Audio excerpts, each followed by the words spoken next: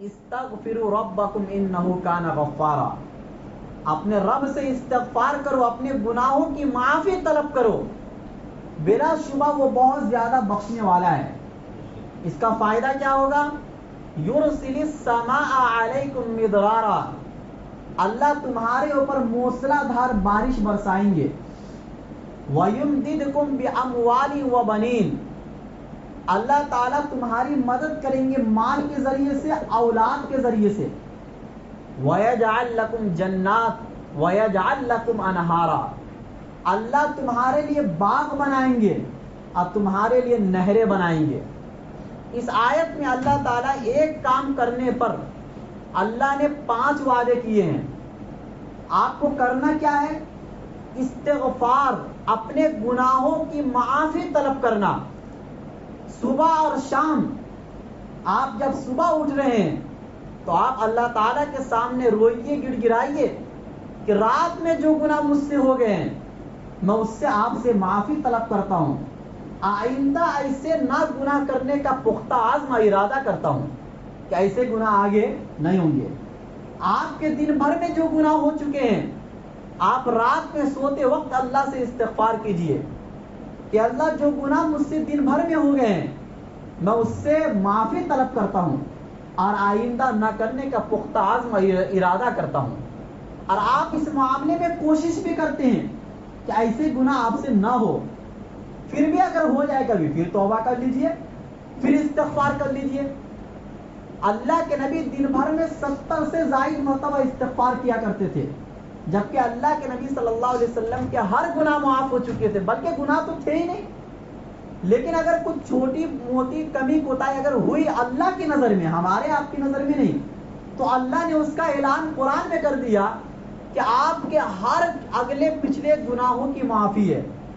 آپ تو معصوم ہیں، بخشے بخشائے ہیں، لیکن اس کے باوجود بھی اللہ کے نبی صلی اللہ علیہ وسلم دن میں 70 سے زائد مرتبہ استغفار کرتے تھے، ہمیں اور آپ کو بتلانے کے لیے، تعلیم دینے کے لیے کہ دیکھو میرے ذمے استغفار نہیں ہے، اس کے باوجود میں اتنے استغفار کرتا ہوں اللہ کا شکر ادا کرنے کے لیے۔ اللہ نے اتنی بڑی بڑی نعمتیں مجھے دی ہیں، تو ہم اور آپ کس کھیت کے مولی ہے، ہمیں بھی دن بھر میں چلتے پھرتے اللہ سے استغفار کرنا چاہیے۔ اس استغفار کا کتنا بڑا فائدہ ہے اللہ وہ بتلاتے ہیں کہ نمبر 1، یرسل السماء علیکم مدرارا، آپ کے اوپر موسلا دھار بارش ہوگی۔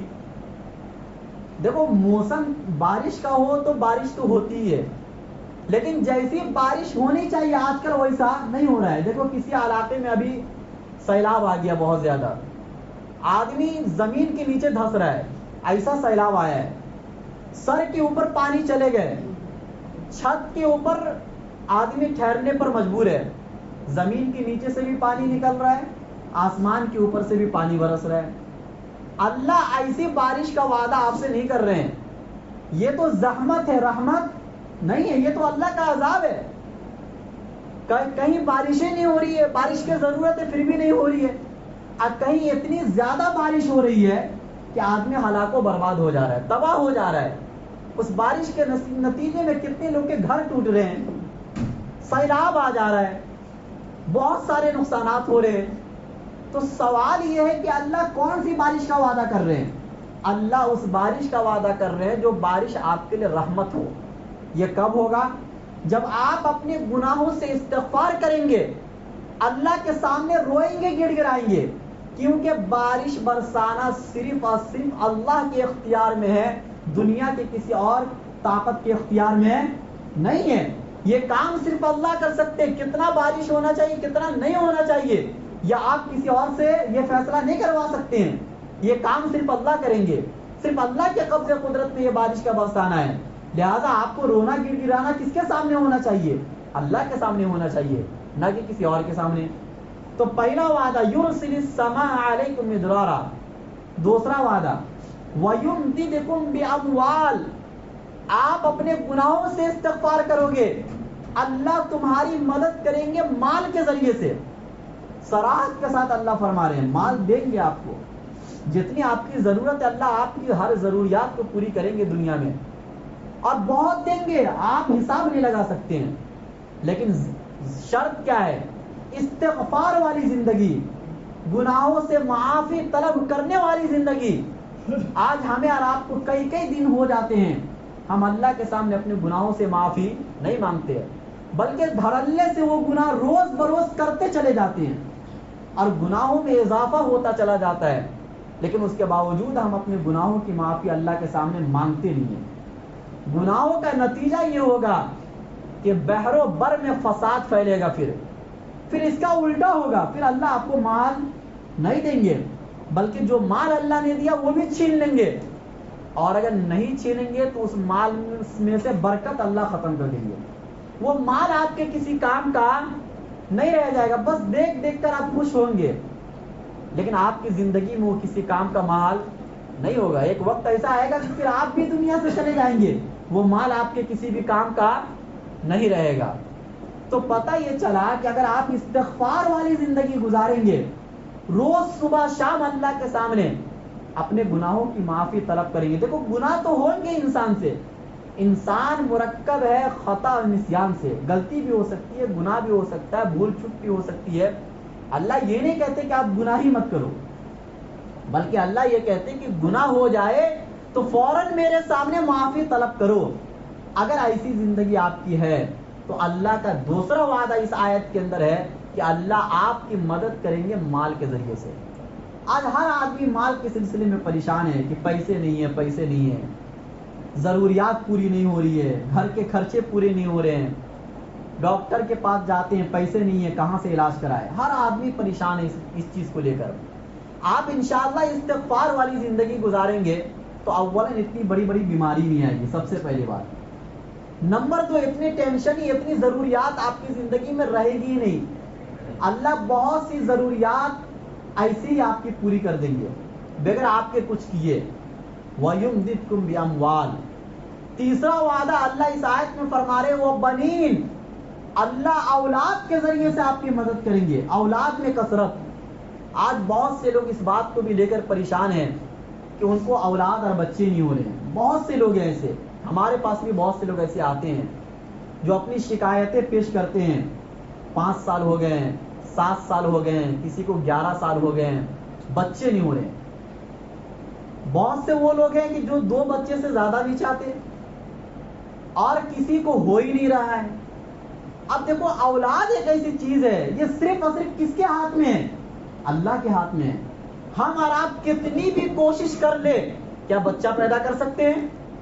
بچہ کا پیدا کرنا شادی سے اس کا کوئی تعلق، شادی ایک ذریعہ ہے، سبب ہے کہ بچہ پیدا ہوگا شادی کے بعد، لیکن شادی کرنے کے بعد بچہ پیدا ہونا یقینی ہو جائے یہ آپ کے ہاتھ میں نہیں ہے. یہ تو اللہ تعالیٰ خود قرآن کریم میں فرماتے ہیں یَهَبُ لِمَن یَشَاءُ إِنَاثًا وَیَهَبُ لِمَن یَشَاءُ الذُّکُورَ. اللہ جس کو چاہتا ہے بہت سی لڑکیاں دیتا ہے، اللہ جس کو چاہتا ہے صرف لڑکے دیتا ہے، اور فرمایا اللہ جس کو چاہتا ہے لڑکا لڑکی دونوں دیتا ہے، اور فرمایا وَيَجْعَلُ مَن يَشَاءُ عَقِيمًا. اللہ جس کو چاہتا بے اولاد رکھتا ہے. یہ اللہ کے ہاتھ میں ہے. چنانچہ حضرت ابراہیم علیہ السلام کو 80 سال کی عمر میں اولاد نہیں ہو رہی ہے، دعا کس سے مانگتے ہیں؟ اللہ سے مانگتے ہیں.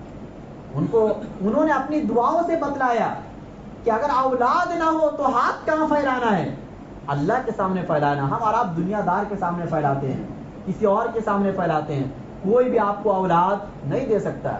حضرت زکریا علیہ السلام کی دعا قرآن میں موجود ہے، ان کو بھی اولاد نہیں ہو رہی ہے، بڑھاپا ہو گیا، سر کے بال سفید ہو گئے.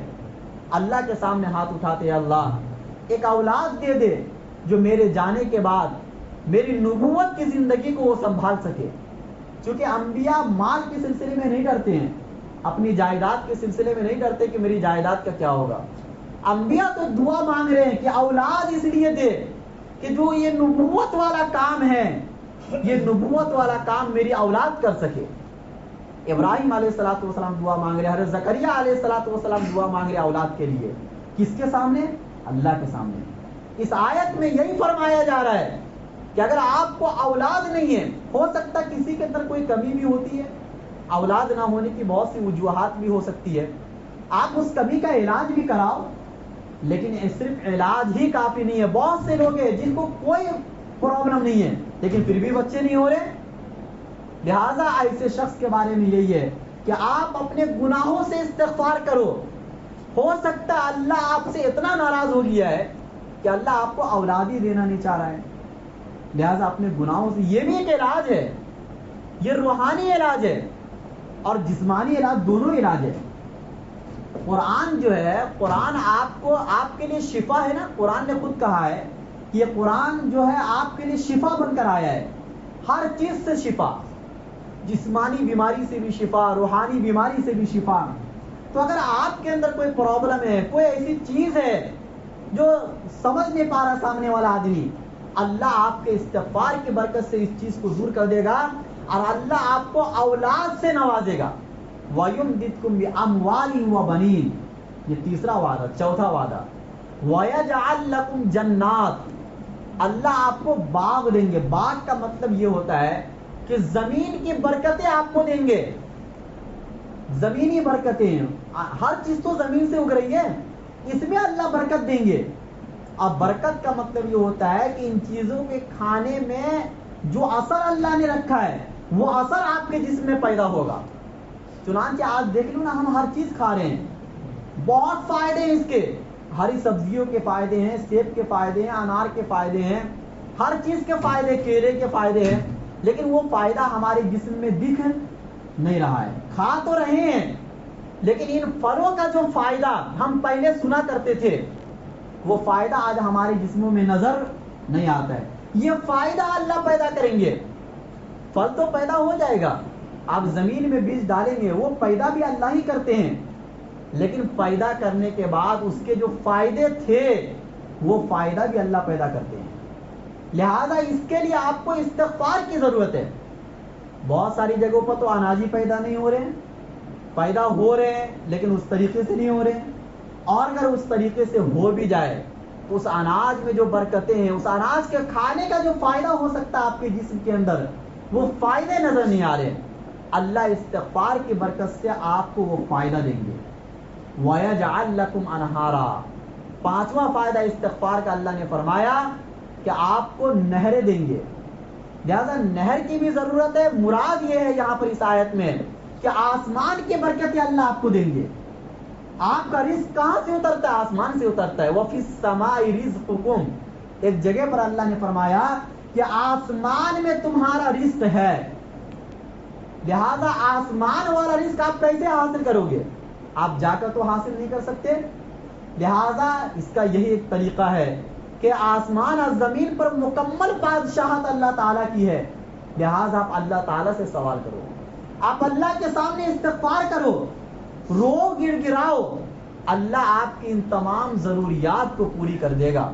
اور اللہ ایسے لوگوں کی ضروریات کو پوری کرتے ہیں جو استغفار والی زندگی، گناہوں سے معافی والی زندگی گزارتے ہیں.